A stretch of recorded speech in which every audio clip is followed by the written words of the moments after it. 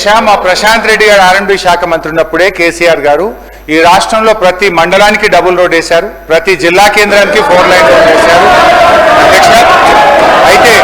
అయితే ఈ 40% కాంట్రాక్టర్ల డబ్బు ఆర్థిక మంత్రి గారు నేను అడుగుతా ఉన్నా, ఎన్ని సంవత్సరాలు డబ్బు చెల్లిస్తారు?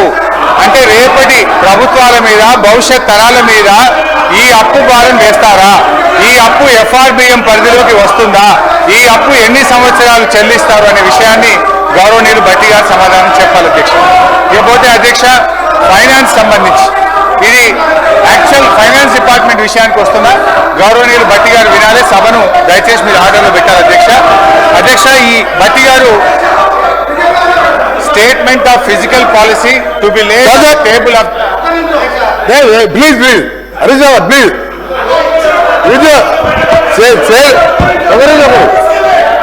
గౌరవ స్పీకర్ గారు అలాగే హరీష్ రావు గారు రిక్వెస్ట్ చేస్తున్నారు.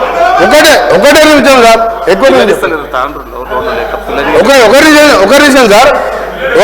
సార్ మీరు ఇప్పుడు హరీష్ రావు గారు చాలా అంటే నేను దాన్ని ఏ లాంగ్వేజ్ చెప్పలేను, ఇంతకంటే ఇక పెద్ద జోగు ఉండదు అనుకుంటా. నేను ఒక సిరిసిల్ల, సిద్దిపేట, గజ్వెల్ ఈ 3 సింగరేణి మినరల్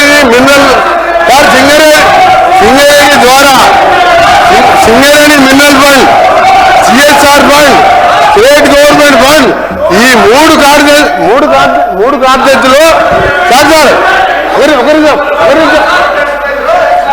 మూడు కార్యదర్శులు అధ్యక్ష, మీరు కూడా 3 సార్లు శాసనసభ స్పీకర్ గా ఉన్నారు.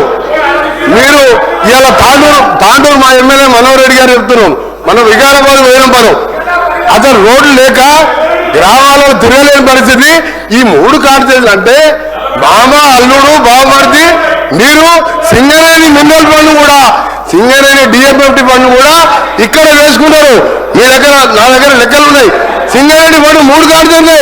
పక్క కూడా కొత్త ప్రభాకర్ రెడ్డి ఎంపీ కూడా ఎన్నిసార్లు అడిగిన ₹1 ఇవ్వాలి ఆయనకు రోడ్డు. దుబ్బాకల రోడ్ లేదు. ఈ ముగ్గురే రాజ్యం, ముగ్గురే డబుల్ రోడ్ వేసుకున్నారు. ఇది ఛాలెంజ్ చేస్తున్నా, పోయి చూద్దాం రాష్ట్రంలో ఎక్కడైనా డబుల్ రోడ్లు ఉన్నాయా? ఈ 3 కార్తలు ఛాలెంజ్ చెప్పండి.